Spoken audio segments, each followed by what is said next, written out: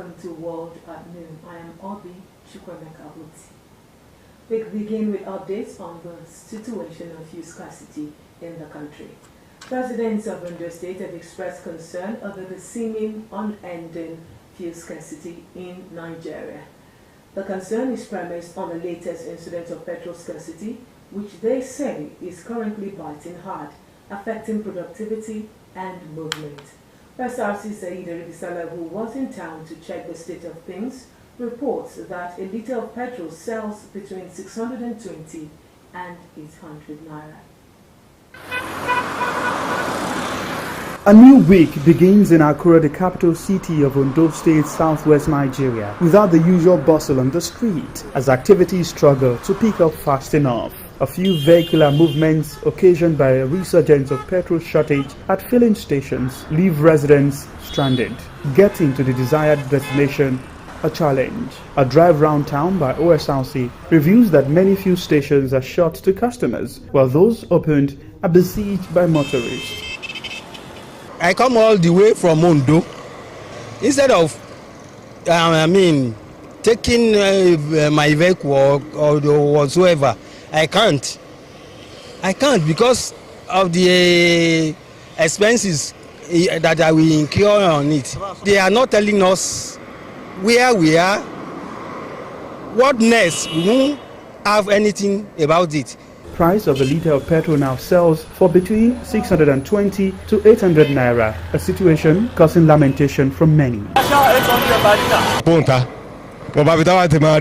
Owó ńlá ni mo ní nǹkan tó yẹ kí n gbé jáde sí ìpolówó jẹ́ n gbé jáde níbi kan ṣo tí mo ti rí 800 láàrin lítà 800 pẹ̀lú queue dẹ̀ tún ni wàá mọye àìmọye lépo bẹ́ẹ̀ tí mo ti yà kí n tó wá rí yẹn kódà gan yẹn gan kẹ́ẹ̀gì mo tún gbé lọ tí mo fi lè ríra.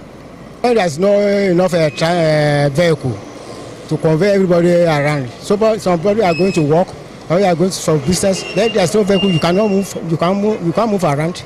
Even those who want to transport some item from farm to town, when there's no vehicle, there's no possibility of transporting it to town.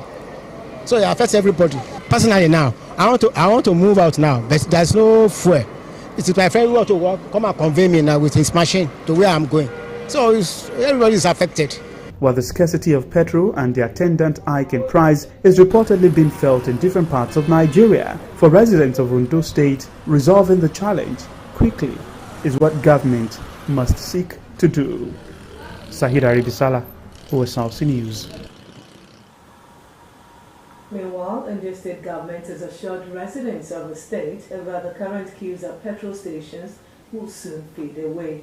The special advisor to Ondo State Governor on Special Duties and Strategy, Mr. Gani Mohammed, spoke while meeting with leadership of Independent Petroleum Marketers Association in Akure.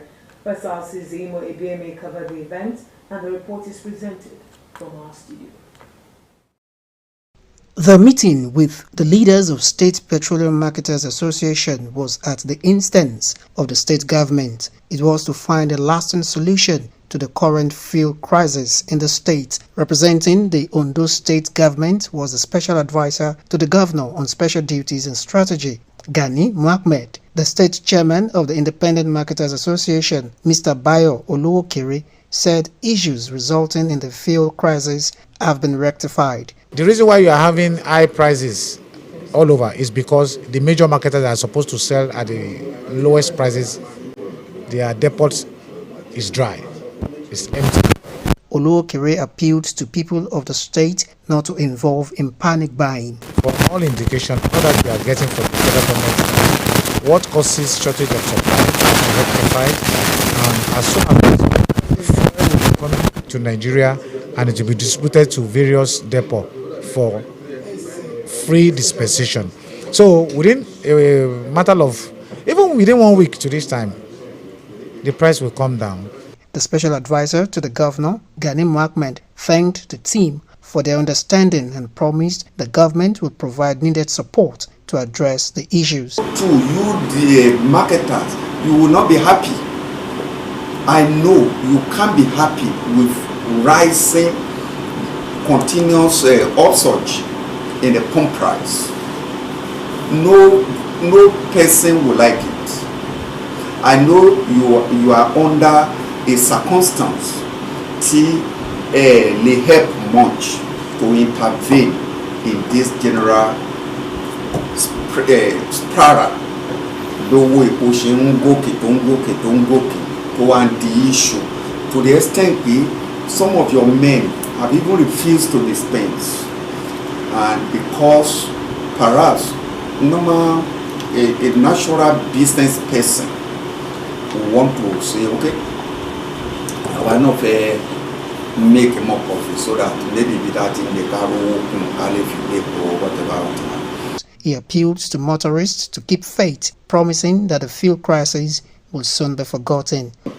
We are compelled to invite the leadership of the marketers in the state to this meeting, and we raise the issue with the leadership, and they assure us that there is a temporary gap that is being corrected from the national level. We do appreciate the fact that it's a national issue, but we in Ondo State are concerned that our citizens should not be going through this hard time.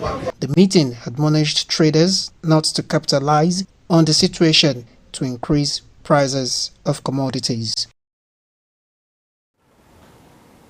In the meantime, the Nigeria National Petroleum Company Limited, NNPCL, has assured Nigerians that the ongoing fuel scarcity and queues will be cleared out by Communications Officer, NNPCL, Mr. Olufemi Shoneye, stated this in Lagos. According to Shoneye, the company currently has an availability of products exceeding 1.5 billion liters, which can last for at least 30 days. Similarly, Mr. Ahmed Fashola, the National Vice President of the Independent Petroleum Marketers Association of Nigeria, IPMAN, expressed hope that the queues in Lagos and Ogun states would ease up this week, relying on the words of NNPCL. Fashola, however, stated that the queues in Abuja and other parts of the country might tarry a bit due to the distance to Lagos.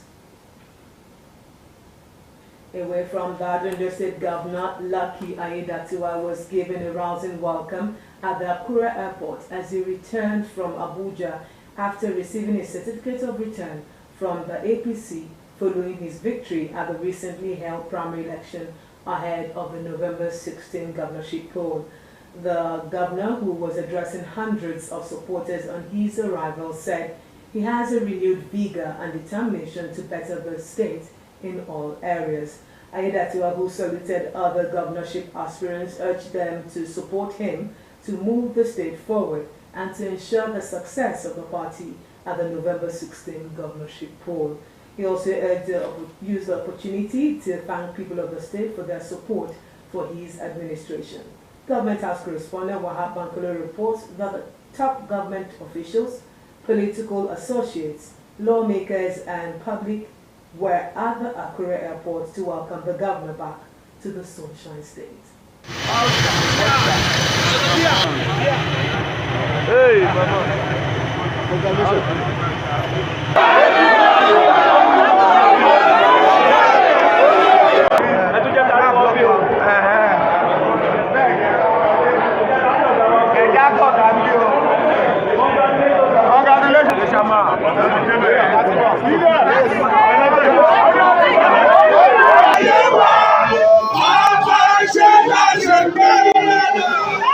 we will continue to provide quality leadership and good governance to the people of Ondo State. We will continue with infrastructural development, provision of quality healthcare, qualitative education, provision of security, protection of lives and property. All of these we will continue to do. And then provide enabling environment for businesses to thrive and for investors also to come to Ondo State to invest.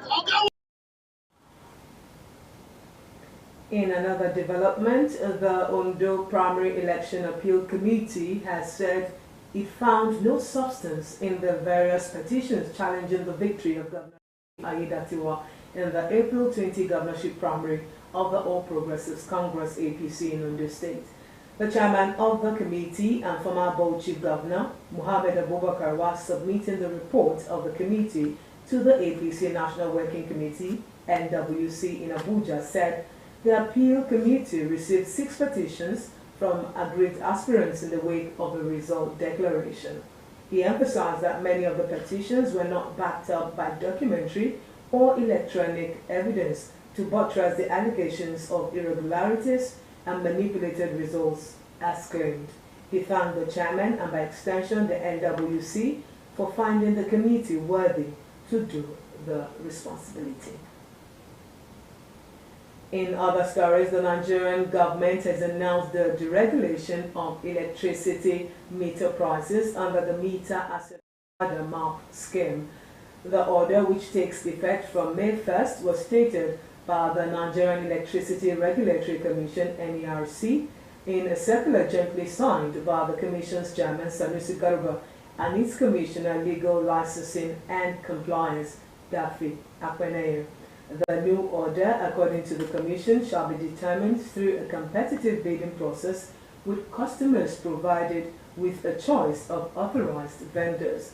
Last September, the Nigerian government approved an upward review in the prices of prepaid electricity meters in the country. The Commission explained that all MAP permit holders are henceforth eligible to provide services and transact for the provision of meters and metering services with any disco in the Federal Republic of Nigeria with their existing permits. Let's now turn our attention to Togo, where voters have gone to the polls in legislative election after a divisive change to the country's constitution. Opponents say it allows the president to extend his family's decades-long grip on power. The Togolese government is not allowing journalists to enter the country to report on the election. Ojoana Sawyer reports. Not transparent enough and void of meaning, says Togo's opposition. Its members said the latest legislative elections is a ploy by President Faure Gnassingbé to tighten his long hold on power. The elections are not fair at all.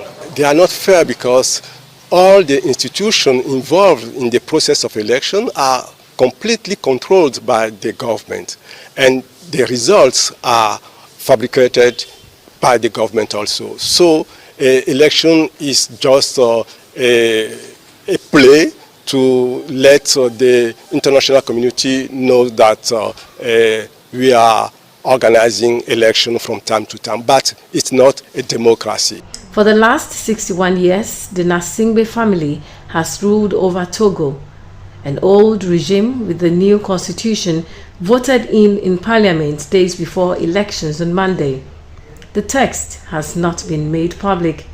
Gnassingbé has not spoken publicly about the change to the constitution, but his supporters say it provides more stability and greater accountability from the head of state. The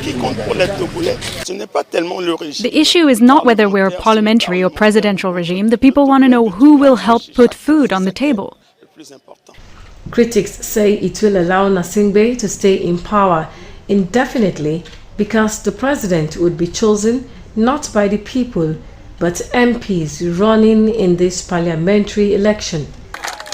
Unlike in 2018, the opposition did not boycott these elections, but it seems these people did.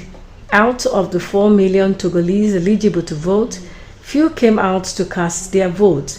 Those who did were mostly new, first-time voters challenging the old regime. I would have wanted to choose my president. I feel like the people should have a say on who runs the country. I'm unhappy with the change and the end of the presidential system. The counting has started without the presence of many international observers or foreign media, both banned from covering the votes. Critics of the regime say this election is another blow to democracy, serving itself and not the people. Oduayo Sawyer, OSRC News. Elsewhere in Scotland, Osrc has stepped down as Scottish First Minister after the collapse of his party. opposition parties in the devolved Scottish Parliament to table 2 confident votes, one in him and another in his administration. Yousaf resigned after becoming the first Muslim head of government of any Western democracy when he assumed the post of First Minister and leader of the Scottish National Party (SNP) in March 2023. He secured Scotland's top job after the shocking resignation of his predecessor, Nicola Sturgeon. Yousaf, a Sturgeon loyalist who won Scotland's top office after defeating 2 party colleagues in an SNP leadership race, entered office as the head of a power-sharing government after Sturgeon's deal with the Scottish Green Party in August 2021 resulted in an SNP Green parliamentary majority. But Yousaf's decision to end the alliance, which came after the Green Party called an emergency vote on whether to continue with the pact after it was angered by the SNP's decision to abandon Scotland's world-leading carbon emissions target, capped the tumultuous premiership. Analysts said it was in jeopardy from the very start.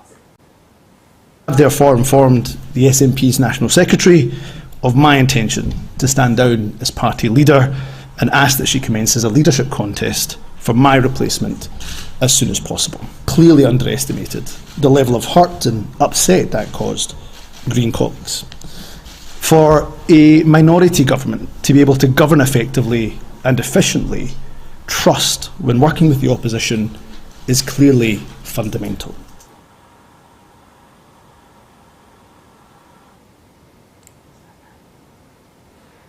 The trial of 9 men accused of audaciously planning to violently overthrow the German government began in the city of Stuttgart.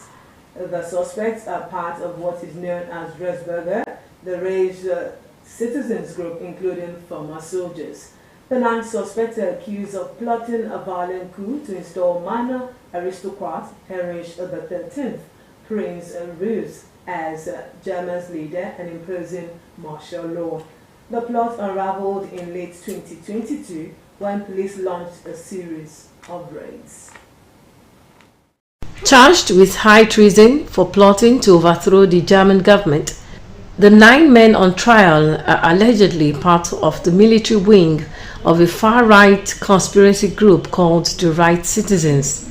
These armed units were tasked with enforcing the coup regionally by military means. To this end, local representatives of the existing state order in particular were to be eliminated as part of the so-called purges. This included killing them. The court will hear that they tried to recruit police officers, soldiers and veterans to orchestrate the coup. The plan to topple the German government by storming the parliament and arresting MPs and installing instead a German prince, Heinrich XIII the Race, as leader. He too now faces trial. Prosecutors say police found over 300 guns and over 800 other weapons belonging to the group. This state security criminal case is probably one of the biggest in history. It is extraordinarily extensive. The files add up to around 700 large folders and 400,000 pages. A former member of parliament with Germany's far-right AfD party will also go on trial in the coming months, along with 16 others. Some 20,000 Germans belong to the Right Citizens conspiracy movement, which does not recognize the legitimacy of the German state and believes its leader to be pedophiles. The people on trial are accused of being ready to use violence to achieve their aims. Now taking updates on the Israel-Gaza conflict. Despite ongoing talks in Cairo for a ceasefire, Palestinians in Gaza remain cautious due to intense bombing. Air attacks and shelling have hit Rafah and eastern Gaza. Over 34 were killed, 26 from Rafah, while many are trapped under rubble, rescue efforts hindered. Residents say safety is impossible in a war zone. Kemsola Ojo reports. Mahmoud Abu Taha cradles the body of young Dafala, the boy had been cherished before he was born. His name is Daif Allah, which means guest in Arabic, and he was indeed a guest. He came as a guest after his parents wished for him for so long, after 10 years. 10 people were killed in the same family: the mother, her daughter, her granddaughters, her grandson, her son-in-law, their daughters and relatives, everyone. They're all gone, all 10 of them. This little girl survived. She was sleeping when Monday's airstrike hit. We took her from under the rubble, thank God. She is 2 months old. Was she holding a rocket or was she standing near tanks? From Palestinian city to designated safe zone to the center for the distribution of aid, Rafah had become a refuge, but now it is a morgue and it could soon become a battleground. For some, the discussions give little hope. They carry out negotiations and things, but we feel like this is all in vain. It's like they're giving us some anesthetic, no more. They carry out negotiations while Israel strikes. And as those strikes continue, more than 1 million Palestinians sheltering in Gaza South are bracing for the worst. Kemisola Jomu, Osrc News. In the meantime, police in the United States have clashed with students at a university in the city of Houston, Texas, and arrested dozens as they dismantled Israel's war on Gaza. The arrest at the University of Texas in Houston came as Columbia University in New York City also began suspending students after they defied an ultimatum to disperse. The protesters are calling their universities to cut ties with Israel, which some experts at the United Nations say is committing genocide against Palestinians in Gaza. Israeli forces have Vietnam, they responded the same way during the civil rights movement. They only know aggression against peaceful protest. So this is honestly very classic and expected. Attacks inside southern Israel, killing 1,139 people and taking dozens captive. The protests have upended university campuses across the U.S., with the number of arrests approaching 1,000 as the final days of classes wrap up.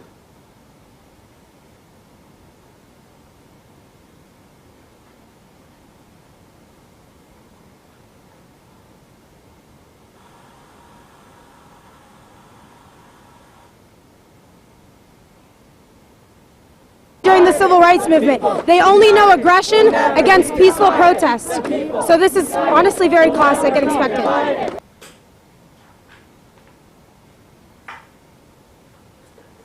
And a gunman stormed a mosque in western Afghanistan and killed 6 people, a government spokesman says.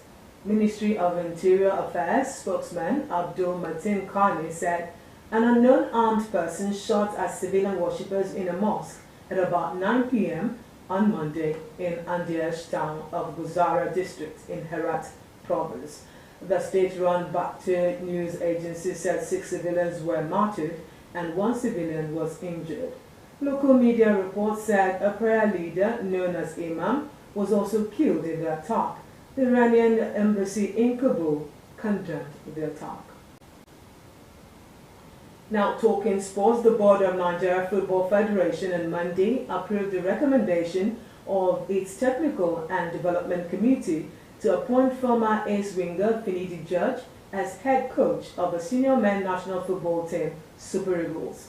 George, who spent 20 months as assistant to Jose Santos Pesero before the Portuguese voluntarily left the post following the accomplishment of Africa Cup of Nations runner-up position at Cote d'Ivoire 2023, took charge of the squad in interim capacity during 2 friendly matches in Morocco last month.